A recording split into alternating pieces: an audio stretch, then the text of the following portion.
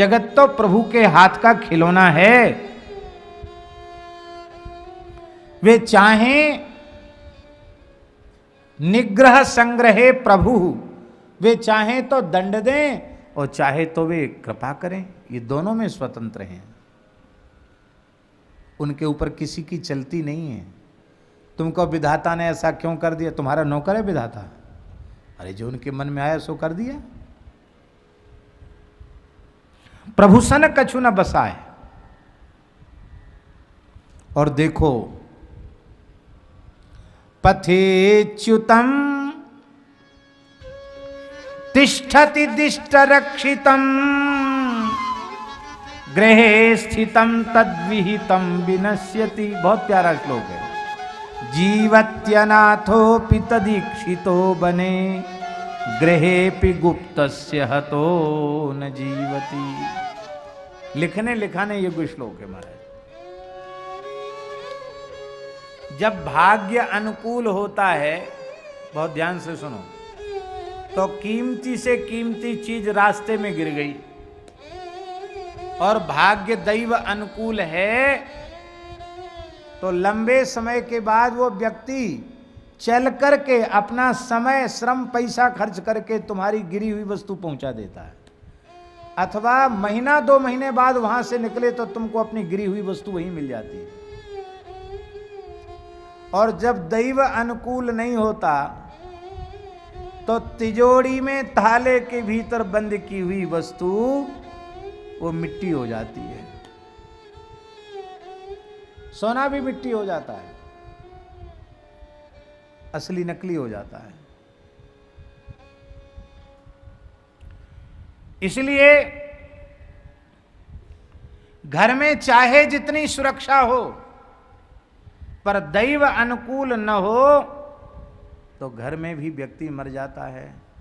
और दैव अनुकूल हो तो घर के बाहर शेर व्याघ्र के बीच में रह करके वो जीवित रह जाता है, कुछ नहीं बिगड़ता उसका।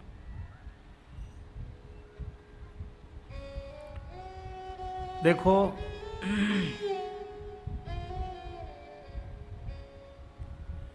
जन्म भी निश्चित है और मृत्यु भी निश्चित है। प्राणियों की मृत्यु अपने पूर्व जन्मों की कर्म वासना के अनुसार होती है, और उसी कर्म वासना के अनुसार उनका जन्म भी होता है। कर्म वासना के अनुसार उनकी मृत्यु और कर्म वासना के अनुसार ही उनका जन्म होता है। शरीरों का जन्म होता है, शरीरों की मृत्यु होती है। आत्मा का ना जन्म होता है ना आत्मा की मृत्यु होती है। आत्मा जन्म मृत्यु से रहित है। शरीर के धर्मों से आत्मा अछूता है।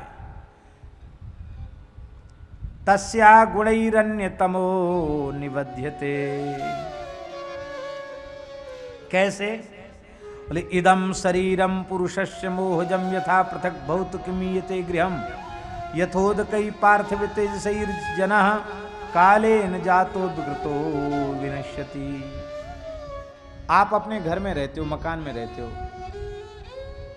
आप मकान में रहते हो ना? कहाँ रहते हैं आप? ब्रज वसुंधरा, वसुंधरा नाम है, क्या नाम?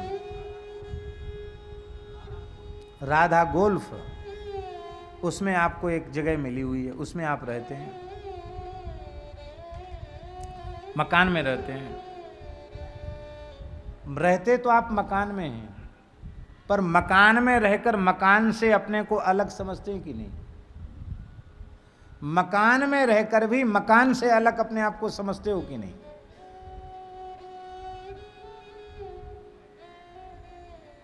आपकी जब इच्छा होती तब मकान में चले जाते, जब इच्छा होती तब कहीं बाहर भी चले जाते हो।